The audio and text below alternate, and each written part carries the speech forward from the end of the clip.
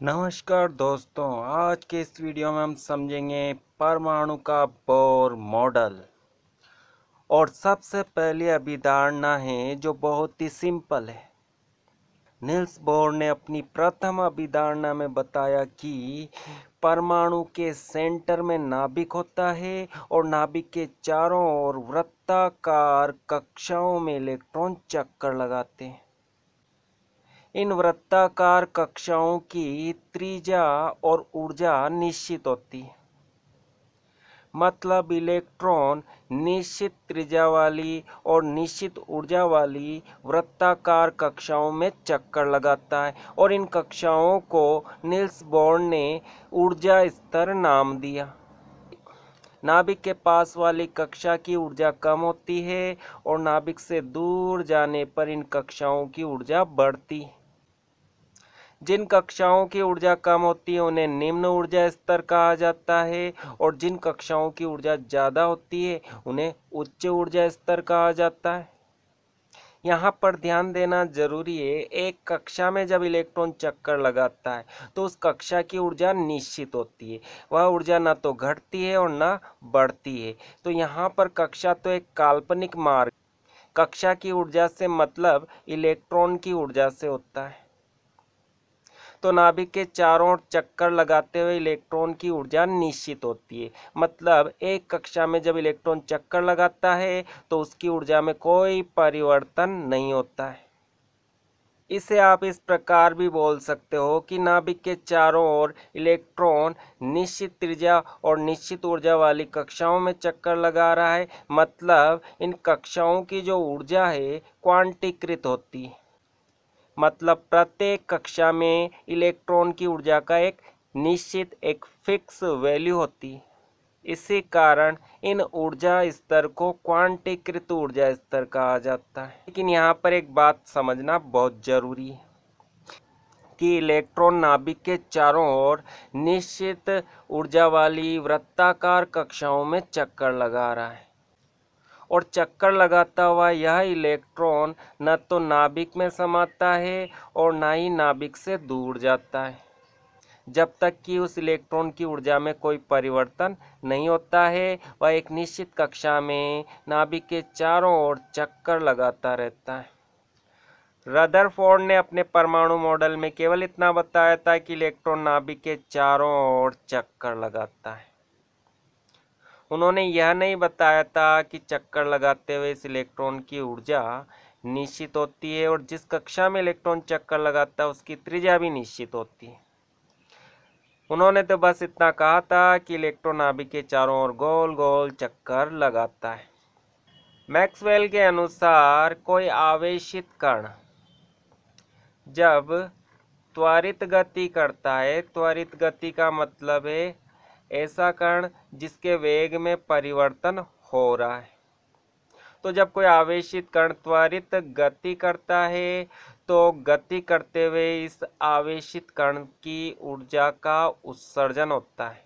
मतलब इस गति करते हुए आवेशित कण से लगातार ऊर्जा के विकिरण निकलते हैं। तो मैक्सवेल के अनुसार जब रदरफोर्ड से पूछा गया कि आप बता रहे हो कि इलेक्ट्रॉन नाभिक के चारों ओर चक्कर लगा रहा है, तो इलेक्ट्रॉन एक आवेशित कण है, जब यह नाभिक के चारों ओर चक्कर लगाएगा तो लगातार इलेक्ट्रॉन अपनी ऊर्जा का उत्सर्जन करेगा। मतलब इस इलेक्ट्रॉन की ऊर्जा विकिरण के रूप में बाहर निकलेगी।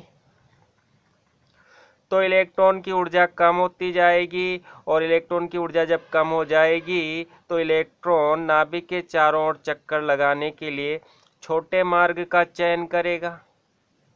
मतलब इलेक्ट्रॉन का रास्ता छोटा हो जाएगा और इस दौरान भी इलेक्ट्रॉन की ऊर्जा लगातार कम होती जाएगी, क्योंकि इलेक्ट्रॉन लगातार ऊर्जा का उत्सर्जन करता जाएगा, उसकी ऊर्जा निकलती रहेगी और इलेक्ट्रॉन की ऊर्जा लगातार कम होने से उसका रास्ता भी छोटा होता जाएगा और अंत में इलेक्ट्रॉन नाभिक में समा जाएगा। परंतु ऐसा बिल्कुल भी नहीं होता है, इलेक्ट्रॉन नाभिक में नहीं समाता है। बताओ रदरफोर्ड, ऐसा क्यों नहीं होता है? जब रदरफोर्ड से पूछा गया तो उन्होंने अपना सिर झुका लिया, क्योंकि रदरफोर्ड इसका कारण स्पष्ट नहीं कर पाया। और इस बात को नील्स बोर ने किस प्रकार समझाया? नील्स बोर ने सिर्फ इतना बता दिया कि इलेक्ट्रॉन नाभिक के चारों ओर जिन कक्षाओं में चक्कर लगाता है, उन कक्षाओं में इलेक्ट्रॉन की मतलब उस कक्षा की ऊर्जा निश्चित होती है। तो इलेक्ट्रॉन की ऊर्जा में कोई परिवर्तन नहीं होता। इलेक्ट्रॉन निश्चित ऊर्जा वाली कक्षाओं में लगातार चक्कर लगाता रहता है और उसकी ऊर्जा में कोई परिवर्तन नहीं होता है। जब ऊर्जा में परिवर्तन नहीं होता है तो इलेक्ट्रॉन नाभिक में नहीं समाता है। तो इस प्रकार नील्स बोर ने निश्चित ऊर्जा स्तर मतलब निश्चित कक्षाओं की बात करके रदरफोर्ड के परमाणु मॉडल की एक कमी को दूर कर दिया। अब हमें समझना होगा कि इलेक्ट्रॉन एक निश्चित कक्षा में ही क्यों चक्कर लगा रहा है। क्यों नहीं इलेक्ट्रॉन नाभिक में कूद जाता है, या फिर क्यों नहीं इलेक्ट्रॉन इस कक्षा से बाहर निकल जाता है। यह परमाणु है और यह परमाणु का नाभिक है, और नाभिक के चारों ओर इस वृत्ताकार कक्षा में इलेक्ट्रॉन चक्कर लगा रहा है। इलेक्ट्रॉन का द्रव्यमान है m और इलेक्ट्रॉन का क्षैतिज दिशा में वेग है v। इलेक्ट्रॉन जिस कक्षा में चक्कर लगा रहा है उस कक्षा की दूरी r है, मतलब इलेक्ट्रॉन की इस नाभिक से दूरी r है।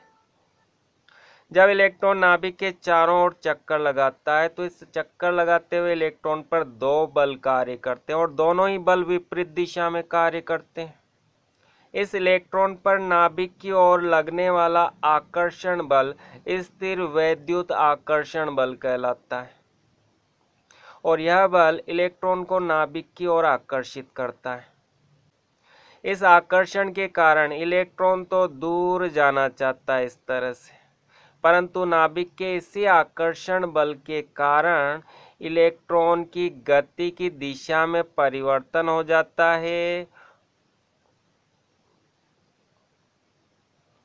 और इलेक्ट्रॉन एक घुमावदार मार्ग से गति करता हुआ यहाँ पर आ जाता है।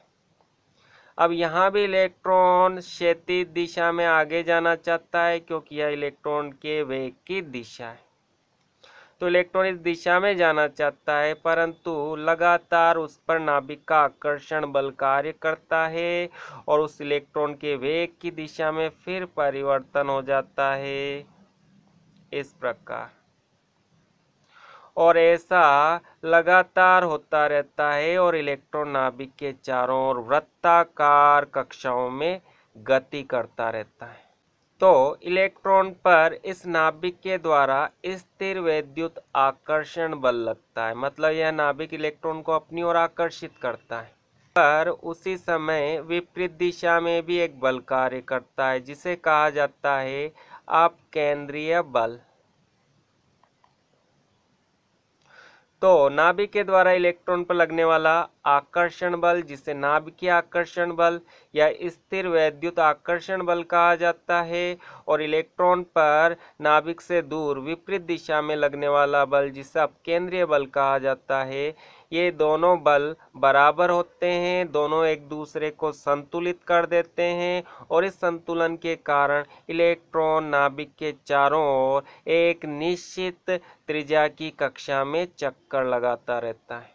मतलब इलेक्ट्रॉन यदि इस कक्षा में चक्कर लगा रहा है तो इस कक्षा को छोड़कर दूर नहीं जाता, और इस कक्षा को छोड़कर नाभिक के पास भी नहीं आता है। मतलब इलेक्ट्रॉन के घूमने का यह जो मार्ग है, इस मार्ग की यह जो त्रिज्या है यह निश्चित होती है, और इस निश्चित त्रिज्या के इस मार्ग में इलेक्ट्रॉन लगातार नाभिक के चारों ओर घूमता रहता है। आपने फिजिक्स में पढ़ा होगा, दो आवेशों के बीच लगने वाला बल स्थिर वैद्युत आकर्षण बल कहलाता है। मान लेते हैं दो आवेश हैं Q1 और Q2, और इन आवेशों के बीच की दूरी है r। तो इन आवेशों के बीच लगने वाला स्थिर वैद्युत आकर्षण बल होगा कि Q1 Q2 upon r square. आवेशों के गुणनफल के समानुपाती होता है यह बल, और आवेशों के बीच की दूरी के वर्ग के व्युत्क्रमानुपाती होता है यह बल। k यहाँ पर एक स्थिरांक है और k का मान लगभग 1 होता है, तो यहाँ से हम k को हटा सकते हैं।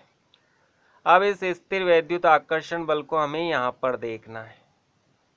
इलेक्ट्रॉन और नाभिक के बीच में भी स्थिर वैद्युत आकर्षण बल कार्य करता है। इलेक्ट्रॉन का आवेश मान लेते हैं Q1। एक इलेक्ट्रॉन पर आवेश होता है -1.6 इंटू 10⁻⁻19 कूलाम, और नाभिक में प्रोटॉन होते हैं और प्रोटॉन का आवेश होता है +1.6 इंटू 10⁻⁻19 कूलाम। दोनों का आवेश बराबर होता है, केवल अंतर इतना है यह ऋणात्मक प्रकृति का होता है और यह धनात्मक प्रकृति का होता है। और आवेश के इस मान को E से लिखा जाता है, मतलब E से दर्शाते हैं। तो Q1 आवेश के स्थान पर हम लिख सकते हैं इलेक्ट्रॉन का आवेश E। तो Q2 आवेश हो जाएगा इस नाभिक का आवेश, और नाभिक में प्रोटॉन होते हैं और प्रोटॉन धनावेशित होते हैं, तो इस नाभिक का आवेश और प्रोटॉन का आवेश समान होगा। एक प्रोटॉन का आवेश E के बराबर है, तो 2 प्रोटॉन का आवेश 2e हो जाएगा, 3 प्रोटॉन का आवेश 3e हो जाएगा। प्रोटॉन की संख्या को हम परमाणु क्रमांक कहते हैं और परमाणु क्रमांक को हम Z से दर्शाते हैं।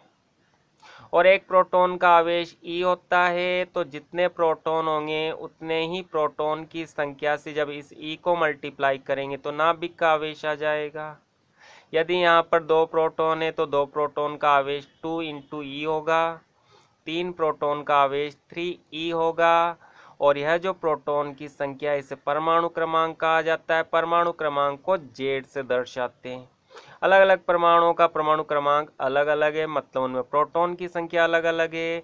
तो हमें यहाँ पर प्रोटॉन की संख्या नहीं पता कि कितनी है, तो हम इसे Z से मल्टीप्लाई करेंगे तो Ze, इसे हम कहेंगे नाभिक का आवेश। तो इलेक्ट्रॉन का आवेश यहाँ पर E है और नाभिक का आवेश यहाँ पर Ze है।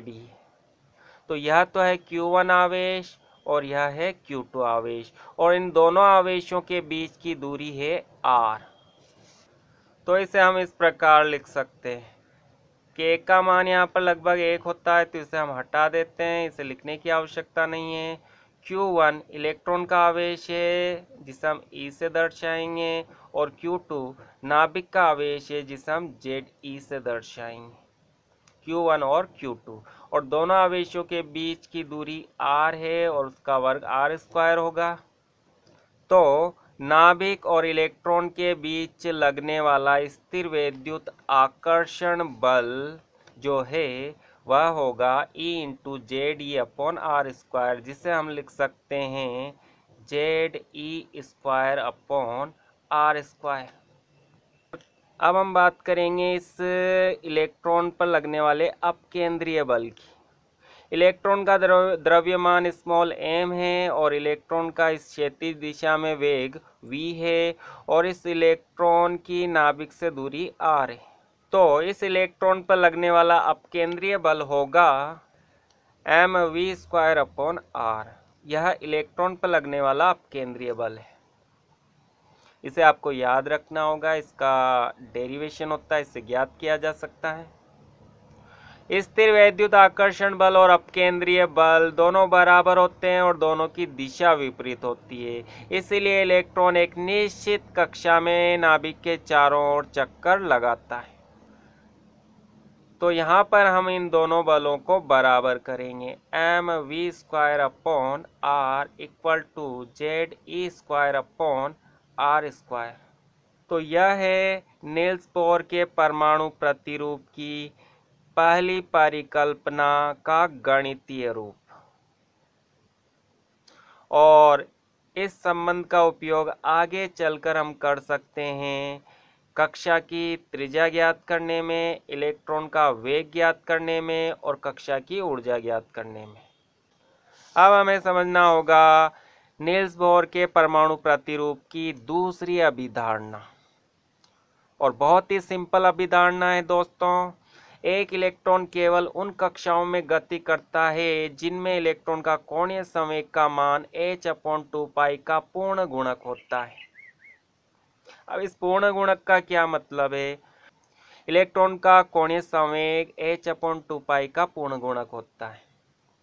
तो इलेक्ट्रॉन नाभिक के चारों ओर वृत्ताकार कक्षाओं में चक्कर लगाता है। इलेक्ट्रॉन का द्रव्यमान स्मॉल m है, इलेक्ट्रॉन का वेग v है और इलेक्ट्रॉन की इस कक्षा की त्रिज्या r है।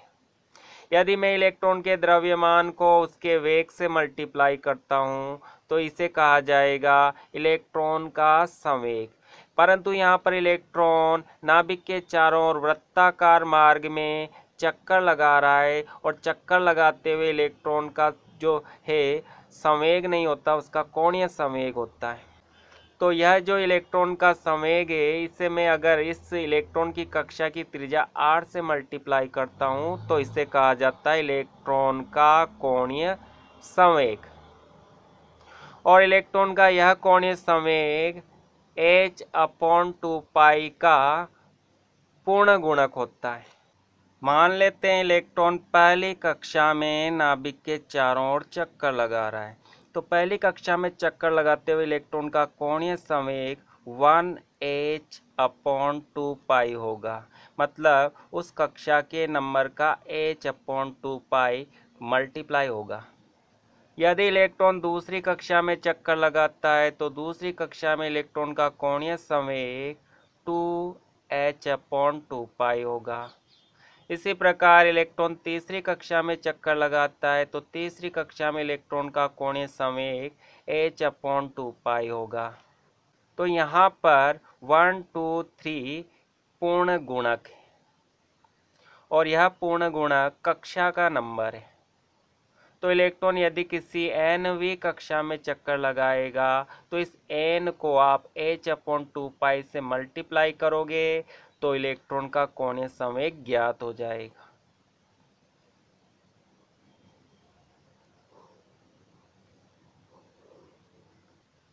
और n यहाँ पर पूर्ण गुणक है, यह कक्षा का नंबर है और कक्षा का जो नंबर है वह 1.2 नहीं हो सकता, 0.6 नहीं हो सकता। यह कक्षा का नंबर पूरी संख्या में होता है। 1 हो सकता है, 2 हो सकता है, 3 हो सकता है। तो इलेक्ट्रॉन जिस कक्षा में चक्कर लगा रहा है उस कक्षा में इलेक्ट्रॉन के कोणीय संवेग का मान निश्चित होगा। जैसे पहली कक्षा में इलेक्ट्रॉन के कोणीय संवेग का मान यह निश्चित होगा। दूसरी कक्षा में इलेक्ट्रॉन के कोणीय संवेग का मान इसका एक तरह से 2 गुना होगा और तीसरी कक्षा में इलेक्ट्रॉन के कोणीय संवेग का मान इसका 3 गुना होगा। मतलब प्रत्येक कक्षा में इलेक्ट्रॉन के कोणीय संवेग का एक निश्चित मान होगा। तो हम कह सकते हैं कि इलेक्ट्रॉन का कोणीय संवेग क्वांटीकृत होता है। यहाँ पर h प्लांक स्थिरांक है और प्लांक स्थिरांक का मान 6.626 इंटू 10⁻⁻34 जूल सेकंड होता है। और यहाँ पर पाई भी एक स्थिरांक है जिसका मान 3.14 होता है। तो याद रखिए किसी भी कक्षा में इलेक्ट्रॉन के कोणीय संवेग का मान उस कक्षा के नंबर को जब h/2 से मल्टीप्लाई करते हैं तो प्राप्त होता है।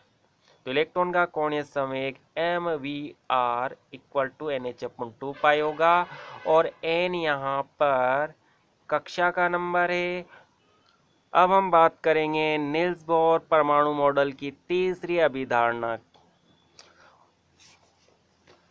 जैसा कि आपने अभी पढ़ा कि नाभिक के चारों ओर जब इलेक्ट्रॉन चक्कर लगाता है तो जिन कक्षाओं में इलेक्ट्रॉन चक्कर लगाता है उन कक्षाओं की ऊर्जा निश्चित होती है।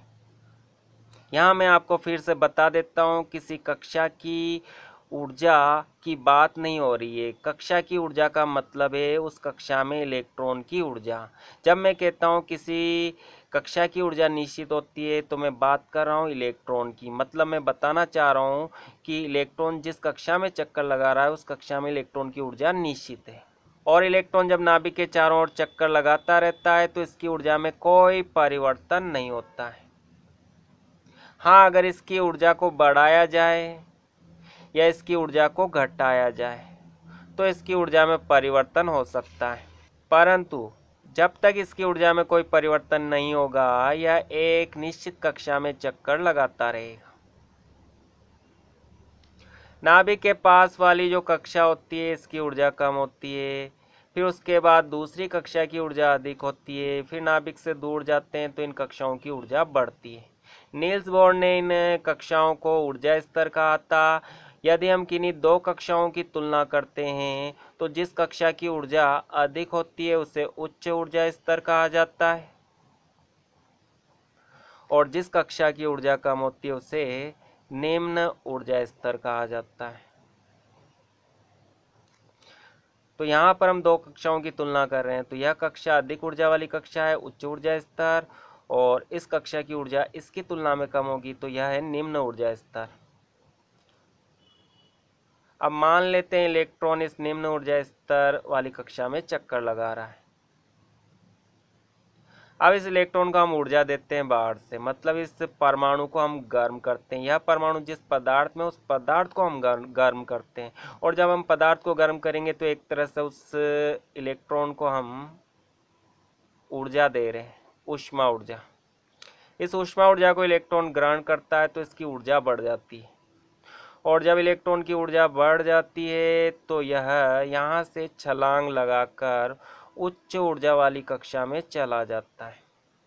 तो याद रखिए, जब इलेक्ट्रॉन किसी एक कक्षा में चक्कर लगाता है तो उसकी ऊर्जा में कोई परिवर्तन नहीं होता है, परंतु जब इलेक्ट्रॉन निम्न ऊर्जा स्तर से उच्च ऊर्जा स्तर में जाता है, छलांग लगाता है, तो ऊर्जा का अवशोषण करता है।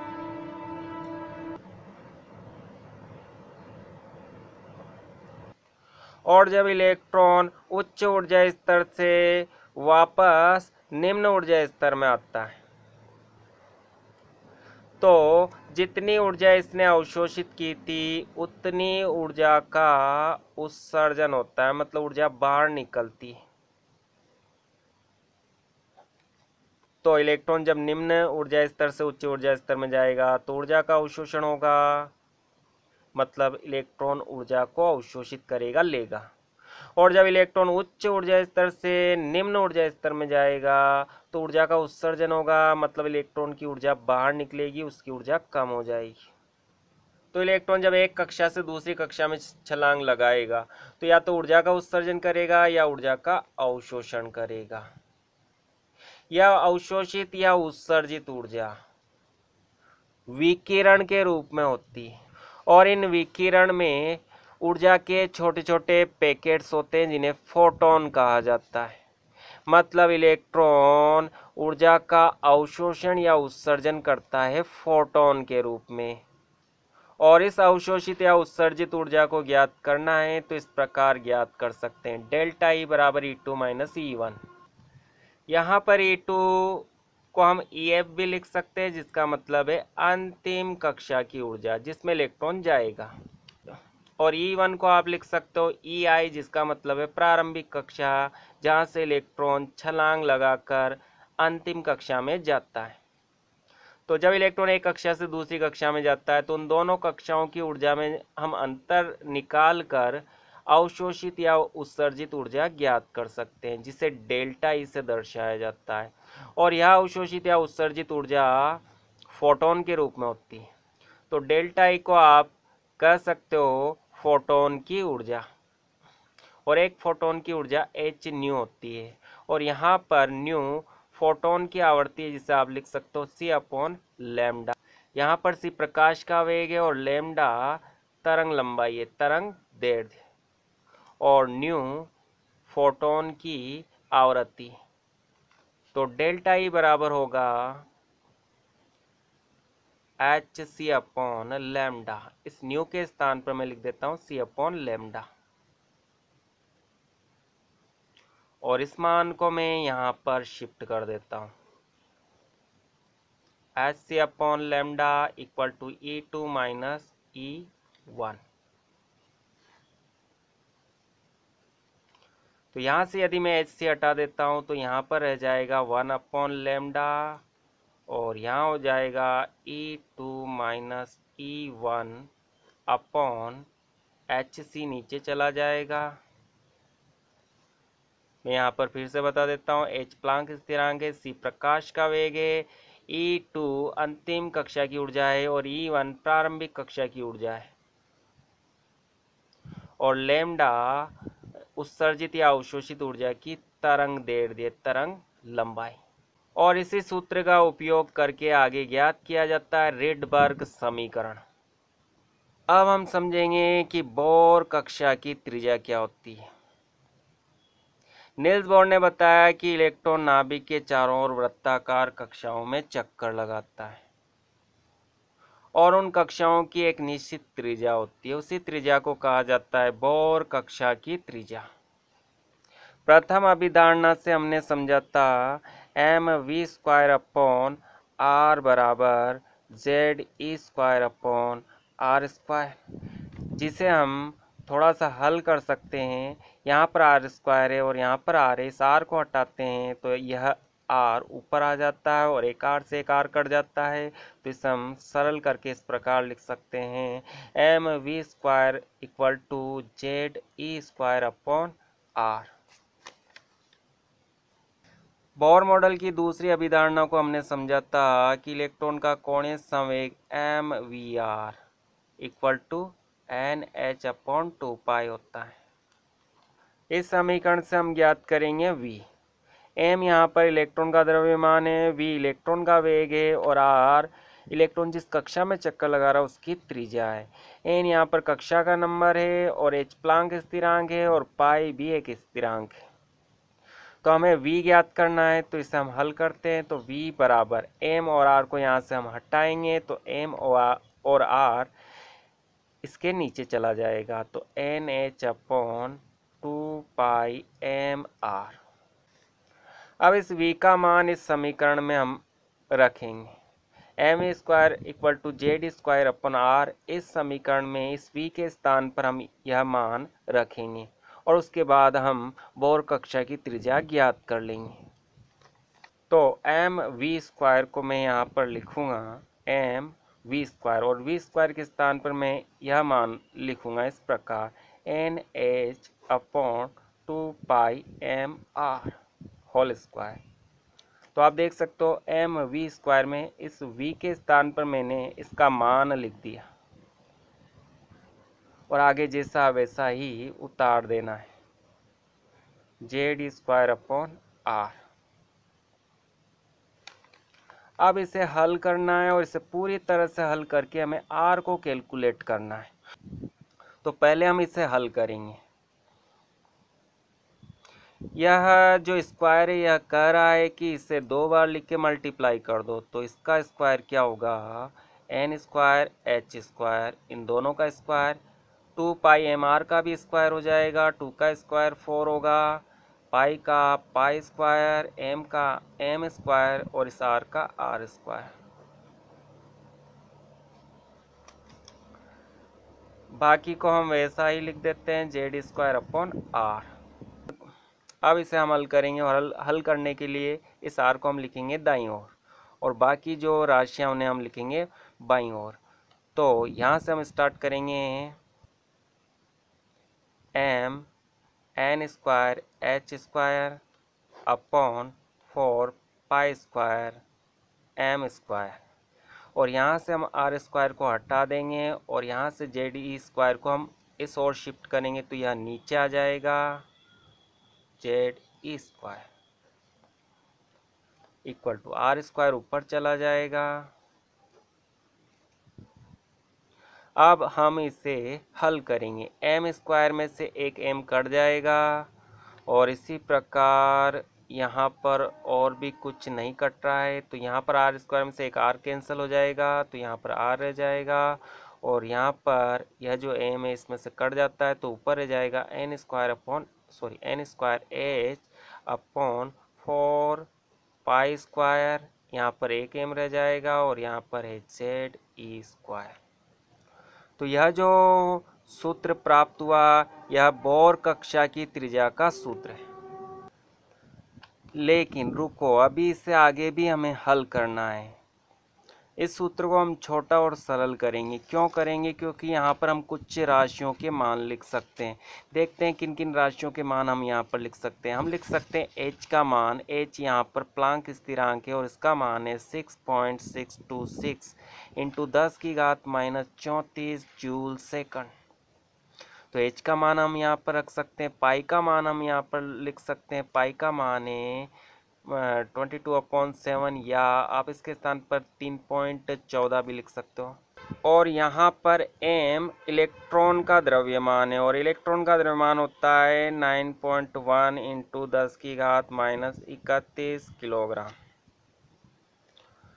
और जेड तो परमाणु क्रमांक है, और परमाणु क्रमांक अलग अलग तत्वों का अलग अलग होता है, तो इसका मान नहीं लिख सकते, हम ई का मान लिख सकते हैं। ई यहाँ पर एक इलेक्ट्रॉन का आवेश है, और एक इलेक्ट्रॉन का आवेश 1.6 इंटू 10⁻19 कूलाम होता है। तो h, पाई, m और e, इन चार राशियों का मान जब इसमें हम लिखते हैं और इसे हल करते हैं तो हमें प्राप्त होता है r बराबर 0.529 इंटू 10⁻10 n² और यह जो मान होगा मीटर में होगा। तो बोर कक्षा की त्रिज्या r का यह फॉर्मूला है, और इसमें त्रिज्या मीटर में है। n यहाँ पर कक्षा का नंबर है जिसमें इलेक्ट्रॉन चक्कर लगाता है, और z यहाँ पर परमाणु क्रमांक है। हम जानते हैं कि एक एंगस्ट्रॉम बराबर होता है 10⁻10 मीटर। तो इस 10⁻10 मीटर के स्थान पर मैं यहाँ पर इसे हटा देता हूँ, तो त्रिज्या को मैं एंगस्ट्रॉम के रूप में लिख सकता हूँ इस प्रकार 0.529। इस 10⁻10 को मैंने हटा दिया क्योंकि इसका मतलब एक एंगस्ट्रॉम होता है, तो इंटू n² और पीछे मात्रक होगा एंगस्ट्रॉम। तो एंगस्ट्रॉम में त्रिज्या ज्ञात करनी है तो इस फॉर्मूले का उपयोग किया जाता है, और ये सबसे सरल फॉर्मूला है। तो यदि मैं यहाँ पर ले लेता हूँ हाइड्रोजन परमाणु के लिए बात करते हैं, तो हाइड्रोजन के लिए Z होता है एक, और मैं चाहता हूँ इस हाइड्रोजन परमाणु की तीसरी कक्षा की त्रिज्या कितनी होगी मैं ज्ञात करना चाहता हूँ। तो कक्षा का नंबर होगा 3, तो R बराबर 0.529 इंटू इस n² के स्थान पर हम लिख सकते हैं 3 का स्क्वायर, और Z का मान यहाँ पर 1 है और मात्रक होगा एंगस्ट्रॉम। तो बस इसे हम हल करेंगे, और इसे हल करके हम ज्ञात कर सकते हैं कि हाइड्रोजन परमाणु में तीसरी कक्षा की त्रिज्या क्या होगी। तो उम्मीद है दोस्तों आपको वीडियो पसंद आया होगा। अगर वीडियो आपको पसंद आया तो लाइक ज़रूर कीजिए, और चैनल पर पहली बार आए तो साइड में घंटे का बटन है, बस उस घंटे को बटन को दबा दीजिए। वो होता क्या है, जब हम किसी मंदिर में जाते हैं तो वहाँ घंटी ज़रूर बजाते हैं, और यह तो ज्ञान का मंदिर है। यहाँ आप पहली बार आए हो तो घंटी को ज़रूर बजाओ।